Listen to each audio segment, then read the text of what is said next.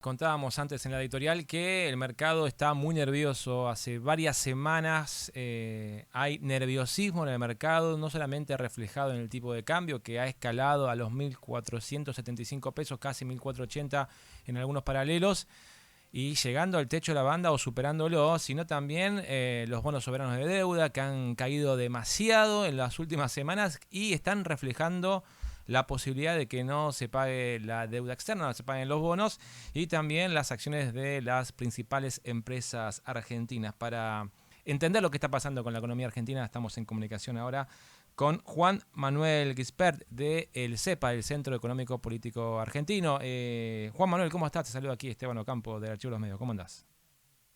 Hola, buenas noches, Esteban. Todo bien por acá, gracias por llamar. ¿Qué tal? Buenas noches y gracias por atendernos, Juan Manuel. Bueno, a ver, mucho nerviosismo estas últimas semanas a raíz de la derrota electoral del 7 de septiembre, que es una derrota provincial, pero empieza a reflejar la debilidad política del gobierno. Se empieza a leer que no solamente hay una inconsistencia en el plan económico, sino también que la debilidad política hace que cruja todo el modelo económico de Javier Milei. Bueno, nosotros justamente es un centro de economía política porque una cosa no va escindida de la otra. Lo económico y lo político van siempre de la mano. Pero principalmente no fue lo político lo que ha generado este nivel de incertidumbre macroeconómica. Incluso si te retrotraes un poco, yo sé que en la columna a veces irse para atrás parece que te fuiste a 2000 años atrás, pero en junio la JP Morgan emitió un informe dirigido a sus inversores diciéndole es momento de esperar en la Argentina a ver qué pasa y dejar de hacer tasa en peso. Es decir, retiren los dólares y esperemos a ver qué pasa con la economía argentina. Y cito el JP Morgan porque nadie puede acusar a JP Morgan de mandril, como suele hacer el gobierno, y nosotros veníamos marcando, bueno, nosotros no, y muchísimos analistas económicos venían marcando la inconsistencia de un programa de tipo de cambio fijo como inflacionaria, para tener el dólar planchado para que la inflación no se dispare, y un sistema de apertura de importaciones y salida del cepo que iba a consumir los dólares más rápido de lo que uno se imaginaba. Digo, era de manual, en Argentina, y hay que desconocer la economía argentina, como su funcionamiento y su tendencia a refugiarse en el dólar como resguardo de valor, para no saber que el programa económico iba a crujir más tarde o más temprano. Es más, si uno mira hacia atrás, todos los que miramos los datos del Banco Central y las reservas y los vencimientos de deuda, etcétera, sabíamos que en agosto del año pasado se quedaban sin flujo, y ahí apareció el blanqueo. Y en diciembre se quedaban sin flujo, y ahí apareció los repos y algunos bonos que emitió el gobierno. Y en marzo se quedaban sin flujo, y ahí apareció el Fondo Monetario Internacional. Y sabíamos que en agosto se quedaba sin flujo de vuelta. Digo, estaba a la vista de cualquier, yo sé que es algo muy de nicho, de quien sigue los datos de cerca, quien los mira, quien proyecta los flujos de ingresos y egresos de dólares de la Argentina, y el gobierno, para colmo, porque eso es algo que estaba en el propio programa económico, tiene esta inconsistencia. Pero además el gobierno, en su obsesión antiinflacionaria, con una mirada muy electoralista, el gobierno quería llegar a las elecciones con una inflación muy baja como su principal activo frente a la sociedad, sabiendo que gran parte del programa había generado un efecto recesivo muy fuerte de caída del empleo, cierre de empresas, caída de la actividad económica. Y el gobierno quería dar un ese activo, pero en ese afán tan fuerte para lograr la baja de la inflación, desaprovechó todo el periodo de la cosecha gruesa, que fue desde abril hasta junio, inclusive, donde no compró dólares. Y esa es una de las principales alertas que hace que los mercados estén con tanta incertidumbre macroeconómica, porque el gobierno durante esos meses que el dólar flotaba entre 1.150 y 1.200 pesos, el gobierno no quería comprar porque tenía miedo que si el Estado el Tesoro salía a comprar dólares, disparara el dólar más arriba. Y eso generó presión sobre los precios. Pero pasó el mejor momento de flujo de ingresos de dólares al país, el Tesoro sin comprar, sabemos que acumula vencimientos hacia fin de año cerca de 9.000 millones de dólares. Había comprado solamente muy poco, ¿no? En un momento tuvo algunas compras esporádicas. 1.600. Claro. Pero muy poquito para lo que uno espera de un tesoro o un banco central que podía robustecer las reservas, que era el pedido del Fondo Monetario, que eran cerca de 5.000, 6.000, ¿no? Que le había exigido. Pero más allá del pedido, porque el Banco Central exigía, el FMI le exigía una acumulación de reservas, pero aparte de la acumulación de reservas, tenía vencimientos de deuda, que los tiene ahora a fin de año. Entonces uno decía, bueno, ¿en qué momento si no compran ahora, cuando vienen los dólares, cuando entran muchos dólares de Argentina producto de las exportaciones agropecuarias, ¿cuándo van a comprar? ¿Cuándo dejan de entrar? Bueno, hoy están en su propio laberinto el gobierno, del cual no encuentra la salida. Porque hoy lo que está pasando en este preciso momento, en estas semanas postelectorales que han agravado el panorama, porque ha generado mayor incertidumbre, una incertidumbre que ya es estructural al modelo económico, es que estamos en el techo de la banda. Y entonces el gobierno, si compra dólares hoy a este precio, dispararía el dólar por arriba de la banda, o sea, rompería su esquema cambiario. ¿Se entiende eso? Y tendría que salir a vender para bajarlo a la banda, digamos. Por eso, el gobierno en este contexto está vendiendo dólares en vez de comprar. Uh-huh. El mercado dice, está bien, no compras dólares, ¿y cómo vas a pagar más adelante? Entonces están encerrados en una trampa el gobierno, que no puede salir. Y la única perspectiva que vemos mucho es decir, ¿cómo va a hacer para afrontar los pagos de vencimiento que tiene si no está comprando dólares? Al contrario, está vendiendo. Y va a usar los dólares del fondo que están guardados en el Banco Central, cuyo objetivo, el endeudamiento de marzo, fue capitalizar el Banco Central. O sea, el gobierno cuando se endeuda en marzo, y en abril cierra el acuerdo era el Tesoro toma los dólares, se los devuelve al Central, porque el Central tenía, o sea, el Banco Central tenía en sus activos los famosos papelitos de colores, claro, que eran letras intransferibles que emitía el Tesoro para hacerse de dólares, para pagar deuda. Entonces el Banco Central estaba vaciado de dólares, tenía deuda del Tesoro del Banco Central, pero no tenía dólares líquidos. Bueno, entonces el gobierno le dio los dólares al Banco Central, capitalizó el Banco Central, y el que queda con la deuda con el fondo es el Tesoro. Bueno, ahora la película que estamos viendo es, y la posibilidad del desenlace de esta película es que el gobierno, para no devaluar y para no salir del esquema cambiario que fijó, tendría que ir a buscar los dólares del Banco Central. Es decir, que todo este camino de ajuste, de recesión, para lograr un Banco Central más sólido, etcétera, se fuma. Lo tiran por la borda. ¿Vos ves un por haber priorizado para mí una obsesión, digamos, si me pongo los zapatos de ellos en el mejor de los sentidos, digamos, sin tener malas ideas ni malos pensamientos de por qué han hecho lo que han hecho, yo lo adjudico a una mirada hiperelectoralista, de querer llegar, como te decía, las elecciones con inflación muy baja. Para mí equivocadamente, porque yo soy de la idea que la baja inflación que el gobierno logró, la sociedad lo compró eso. Es decir, la sociedad da, si es 1,9, si es 2,5 o 3, es lo mismo, frente a los 250% acumulados que habíamos tenido en los años anteriores. Claro. Ahora, ¿vos ves un escenario posible donde el gobierno elija soltar el tipo de cambio para licuar los pasivos que tiene para poder pagar nuevamente la deuda? ¿O ves un escenario donde sostenga este tipo de cambio? Y bueno, la verdad es raro porque uno estaba viendo distintos escenarios que algunos pronosticaban, era devaluación o default o hiperinflación, ¿no? Era como escenarios muy catastróficos, extremos, ¿no? Pero da la sensación que por los vencimientos que hay de deuda a fin de año, que algunos dicen, bueno, se puede pagar porque son pagables, pero el próximo año y el siguiente son muy difíciles de pagar, sobre todo si mantenés este esquema cambiario donde no acumulas reservas y aparte donde mostrás una debilidad política, porque si no tenés leyes pro mercado, de alguna manera no te van a llegar los dólares. Sí, pero independientemente de las leyes pro mercado o no, o anti mercado, el problema excede eso.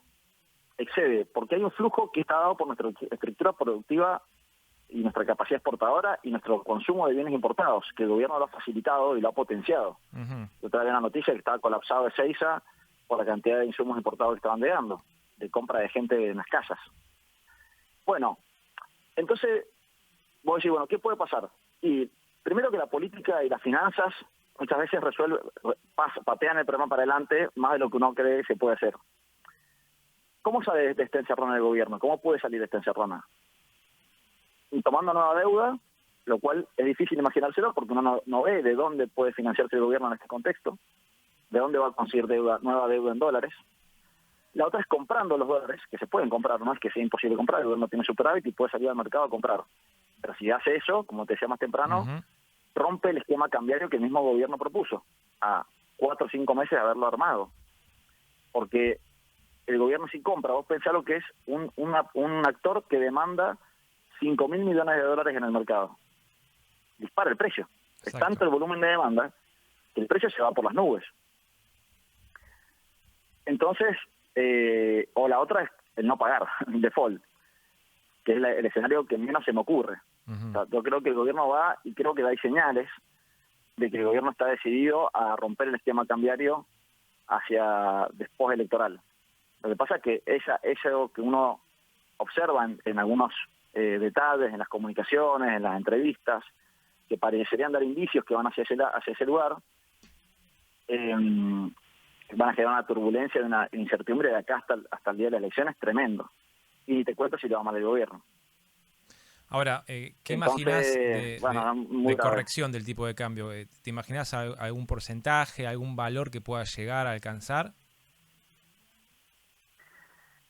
Mira, es muy difícil poder proyectarlo. El que pudiera hacerlo y lo sabe con certeza sería millonario en Argentina, o lo son los que lo saben hacer, predecir con algún nivel de certeza. Habitualmente son quienes tienen información privilegiada. Uh-huh. Pero algunas estimaciones indican que ahí, digamos, se debería evaluar el dólar más de un 60-70%. Pero son estimaciones hechas con algunas cuentas de cuántos pesos circulantes hay excesivos, cuánto puede demandar el sector privado, más lo que el Estado demandaría. Son muy difíciles de proyectar Todo esas esto variables. sería un escenario para que los dólares dejen de irse por turismo, dejen de irse por compras en exterior, pero digo, bajás ahí la cantidad de dólares que se van por esa vía, licuás también el pasivo interno y empezás a recibir los dólares de los exportadores también y con eso... Bueno, es lo que pasó apenas asumió Milei. Sí. Milei asume, porque en realidad el primer fuerte financiamiento de Milei de dólares surge de la media devaluación cuando él asume. Uh-huh. Él hace una media devaluación que eso genera un ajuste automático de la acumulación de reservas de alguna manera, porque se vuelve muy caro viajar hacia afuera, se vuelve muy barato venir a la Argentina, se vuelve muy caro importar cosas, se vuelve muy tentador exportar, entonces aumentan las exportaciones, caen las importaciones, cae el consumo de gente en el extranjero, la gente consume adentro de la Argentina. Bueno, se generan un montón de fenómenos que terminan generando una acumulación de reservas, que es lo que Milei tuvo desde diciembre que él asume hasta junio aproximadamente, un superávit comercial fenomenal. Sí, la verdad el primer semestre fue bastante importante el superávit Claro, que y tenía. ese fue el primer colchón de dólares sobre el que Milei monta el famoso crawling peg, estas microevaluaciones, y el tipo tenía holgura por varios meses para ir encareciendo el peso, digamos, apreciando la moneda local, porque había una acumulación de reservas que lo permitía. Entonces permitía que de repente empezáramos a viajar al exterior, que pudiéramos importar más, etcétera, etcétera, etcétera. Eso explica también por qué el segundo semestre de Milei empieza a tener una fuerte reactivación. Que Milei es cuando en mayo, junio empieza a decir estamos creciendo como pedo de uso. Del año pasado, digo. Sí. Porque la economía se empezó a rebotar. Nunca creció la economía de Milei. O sea, desde que asumió Milei, la economía no hubo cayó expansión, fuertemente el primer semestre. No hubo expansión de la economía. Al contrario, la economía entró en un punto, o sea, cayó muy abajo, rebotó un poco y encontró un punto de equilibrio en un nivel más bajo del pre-asunción de Milei. Y ahora los últimos datos ya del empleo privado registrado de agosto demuestran que está volviendo a caer. Es decir, que estas proyecciones que hablaban de que Argentina este año iba a rebotar y crecer un 5%, que era recuperar lo perdido el año anterior, ya está medio echada por la borda. No llega al 5%. Y si la caída que estamos observando en la economía argentina se mantiene este segundo semestre, si ronda el 3%, es mucho. Si se mantiene este nivel de caída. El neto sería menos 2, digamos, ¿no? En el neto, entre el primer año y el segundo, menos 2 de caída respecto del 2023. Sería. Con un agravante, porque a veces esos números tan macroeconómicos esconden varios problemas. Porque un agregado, ese crecimiento del PIB es un agregado de todos los factores productivos de la Argentina. Ahora bien, cuando vos haces zoom en ese dato, ese menos 2 es muy heterogéneo. ¿Quién pagó el menos 2? Porque en realidad es un ponderado entre los que le fue bien y los que le fue mal. Cuando la Argentina rebota un poco después del primer semestre de Milei, los sectores que explican ese rebote son sectores como el agro, que venía de la sequía del 2023, después tuvo cosecha récord, este año también tuvo una cosecha muy buena, tenés sectores como intermediación financiera, que les ha ido bien estos 2 años, tenés sectores como minas y canteras, principalmente vaca muerta, o sea, minas y canteras, el clasificador mete a vaca muerta. Y después tenés que son los sectores que explican el 9% del empleo. O sea, esos 3 sectores que son los que explican el crecimiento representan el 9% del empleo argentino. Y los sectores que cayeron son industria, comercio y construcción. Esos 3 sectores representan 45% del empleo argentino. Entonces, aún ese 3% que podría terminar la economía creciendo este año y dar el neto -2, el neto en términos de empleo es mucho más grave. ¿Se entiende el razonamiento de los sectores? Sí, está claro, está claro. Ahora, Juan Manuel, para ir cerrando y de paso agradecerte por esta comunicación, pensaba, ¿no? La salida de Argentina, ¿es una salida, en cuanto a lo económico me refiero, es una salida con un tipo de cambio alto que no se retrase sin pisar el dólar para que después no estalle esto como una olla a presión? Digamos, esto de retrasar el tipo de cambio es lo que siempre ocurre después, ¿no? De que salta todo por los aires. La salida es únicamente con un tipo de cambio alto hasta acumular reservas suficientes como para después tratar de maniobrar un poco más la nave, ¿no? Sí, lo que pasa es que, sí, a ver, suena muy soberbio lo que voy a decir, pero la realidad de lo que habría que hacer no es tan difícil encontrar las respuestas. No digo que sea fácil implementarlas, pero las respuestas que hay que hacer en Argentina saltan a la luz cuando te pones a estudiar la estructura productiva argentina y las necesidades de la estructura productiva. Entonces, esas soluciones de encontrar una variable que resuelva todo el problema es falso. No hay ninguna variable. O sea, porque vos evaluás hoy y se te va a precio, y a los 3 meses tenés que de vuelta estar devaluando y eso genera una transferencia de ingresos de algunos sectores a otros, se enriquecen los exportadores y se empobrecen los sectores del mercado interno. Entonces sí, la devaluación a veces en la coyuntura sí puede servirte como le sirvió a Milei. No te va a servir lo que hizo Milei de evaluar y después apreciar fuertemente, pero vos tenés que ponerte a hacer un plan de desarrollo argentino. Sí, bueno, ¿cómo equilibramos esta Argentina que consume más dólares de las que genera? Bueno, vos tenés 2 variables, o aumentás el volumen de exportaciones o achicás el volumen de importaciones. Achicar el volumen de importaciones significa bajar la capacidad de consumo de la población. Bueno, no creo que los argentinos estén dispuestos a votar un gobierno que los lleve en ese camino. Sí. Por lo menos en el tiempo, a lo largo del tiempo. Juan Manuel, perdóname. Si querés rápido, porque sí, nos queda un minuto y tenemos la gala nacional del presidente de la Nación, sí, ahora a las 21 horas. Perdón, cierra y lo que hay que hacer es un programa de desarrollo exportador, pero bueno, eso implica estudiar la industria argentina, elegir nichos de competitividad, darles herramientas, financiamiento, acompañamiento y lograr que la Argentina empiece a tener exportaciones de mayor valor agregado. Eso es todo, no hay más que hacer que eso. Eso requiere tiempo y estudio. Bueno, no se está haciendo eso. Juan Manuel, te queremos agradecer por este contacto. Gracias a ustedes, un abrazo grande. Hasta luego.